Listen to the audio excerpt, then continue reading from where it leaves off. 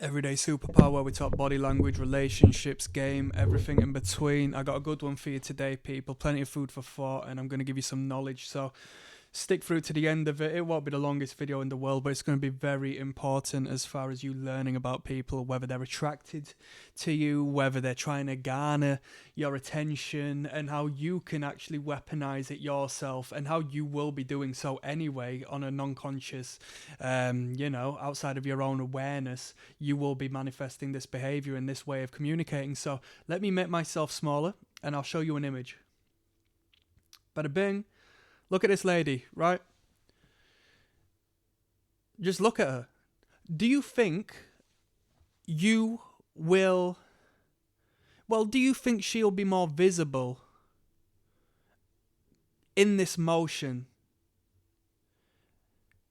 with this surplus of energy? Jumping through the sky, expressive, open body language. Do you think she will catch more attention and garner more attention than a person who is just having a steady walk, or a person who is stood still? More than likely, right? She's going to catch your attention. And I'm not saying you need to do this. You don't need to jump through the sky. She doesn't need to jump through the sky. But the lesson I'm teaching you today, are you ready? This is biologically sound. This isn't just a theory. This is our own survival mechanism and how we can utilize it once we understand it. Movement, yes, are you listening? Movement attracts attention. Movement attracts attention. And what's the opposite of movement? Lack of movement, freezing up, being stiff. That detracts attention. So think about our ancestry, right? When we were on the savannah knocking around, if you believe in this stuff, we were apes. Yes, predators were a little more out there than what they are now. I mean, even still, this is going to kick into effect if you were in Africa, in the plains, to the same degree. And you see a leopard, you see a lion, you see a predator, an apex predator that's going to come and bite your neck and kill you and take you back to the family to eat, right? We're going to freeze up. It's a threat. And if we move and start running or wave it over, that's probably not what we want to do, because that's going to garner attention, right? That movement is going to garner attention. That's still the way our brain thinks. That's why while I'm here, if I see a rat running across the floor, yeah, catch it in my peripheral, my brain's going to be like, that's abnormal. What's that movement? I don't expect that movement. Okay? Listen, we're going to get deep on this. So, we all have in our brains that works on the unconscious basis, a survival mechanism that pays attention to movement. Yes? What doesn't move doesn't catch our attention like something that moves. Right. Now, moving onwards. She jumping and gliding and performing ballet in the middle of this hillside walk we've gone on is capturing more attention and more eyes than someone who's not doing that. Boom. Right. So, with that being said, what we move as people creates a highlight of not only ourselves, but that particular body part. Right? Whilst I'm talking with you, if I'm a public speaker and I'm illustrating and gesticulating with my hands, exposing the palms of my hands, if I'm in a job interview and I'm speaking fluidly and with animation, and the person is almost put in a hypnotic state, in a hypnotic trance by the exposure of my hands, showcasing that I'm not a threat because I'm not holding any weaponry, and it's a sign of submission. What does the homeless man do? Oh, can I have some money? What does an honest person do? I'm telling the truth. They expose the hands. This is why you need to know this stuff.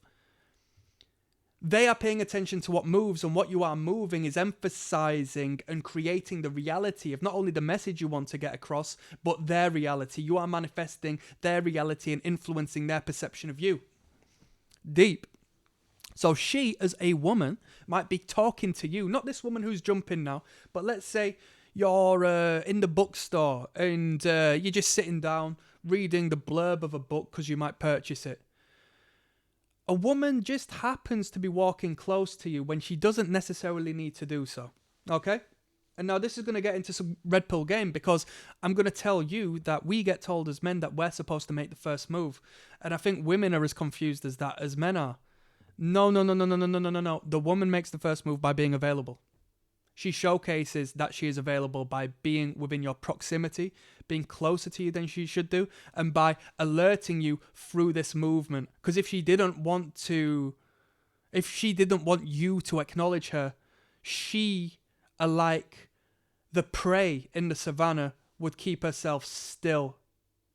She would limit and restrict her movement, her presence, her visibility in the face of you. Whereas if she wanted you to speak to her, if she wanted you to engage with her, if she wanted you to notice her or a particular body part or symbol that she was trying to get across, she will highlight it and move it and create motion. And a lot of this will work on the subconscious. So we get told as men we need to engage first. From the outside looking in, that might be the case, because 99.9% of people don't really understand that the initial signal of openness and being receptive is there by the woman. And if she's not showcasing that, your chances of pulling or going and having what they would call a cold approach, or whatever they want to call it, you're gonna shoot yourself in the head, because you've not read the room right and you've not acknowledged the fact that she's not open to you. So it's like knocking on a closed door as opposed to just walking into a house when the door's wide open. You get me? So she's making herself available. This happens in the gym. We've got a load of mats lined up. Why does she choose to come and do her stretches beside you or closer to you as opposed to at the other side of the room, right? She's making herself visible. She's putting herself in your peripheral, and she knows, by being a human being, by having an evolutionary hardwiring that has already taught her this prior to her being even consciously aware, that her movement is going to attract your attention. We all know this, but we all just don't logically make sense out of it, because we're too busy being manufactured to go join a workforce and create revenue for a corporation. That's what we do, right? That's what we get told to do. So, and yeah, I got a chip on my shoulder. So let's say unconsciously, I'll give you a few examples. Quite commonly, the touching of the hair, right?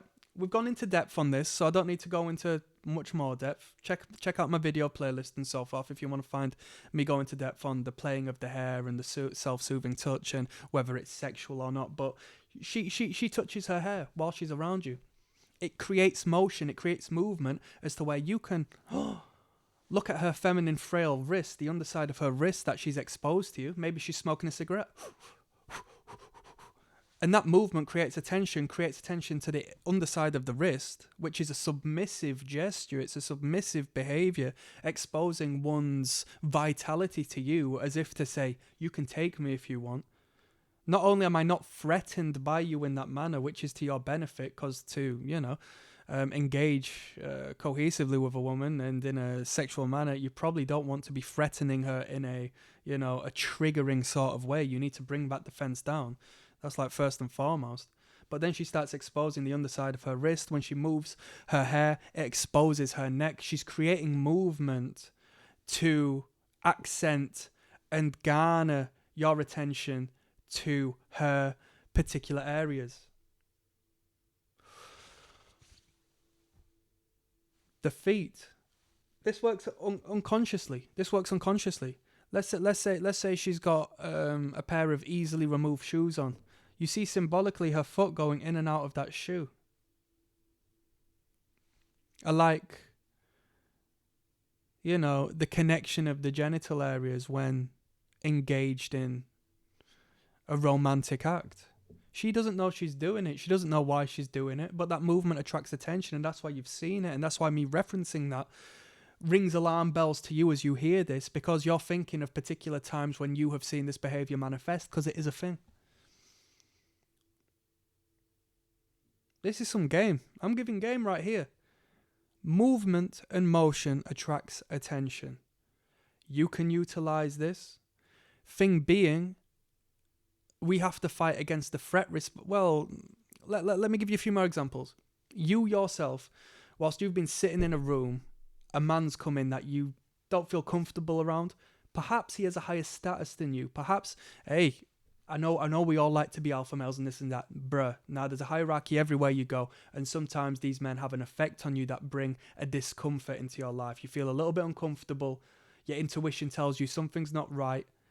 You limit your movement at this point because you don't want to garner attention from this person or engage in any sort of communication because he brings a discomfort into your psyche, into your biology, through whichever way he's connected with it in a negative manner, he is connected with you. What you do is you cut down on your movement at this point to stop garnering more attention than necessary. It's a freeze response. In a way, it's a flight response as you're running away from the potential of communicating, albeit not literally, but symbolically. So imagine that woman, whilst you freeze, and she sees this man coming, she sees you freeze up. She's like, who's this guy? She starts moving a little more expressive. Do you see how this works? She starts garnering attention to herself. She wants him to look at her. She wants him to identify her, to ponder over her, to hopefully communicate with her, whereas you, as, you know, for lack of better terms, the beta in this particular situation, you don't want to garner that attention. That's some game. Click like and subscribe as always. Check out the links in the video description. One love, peace.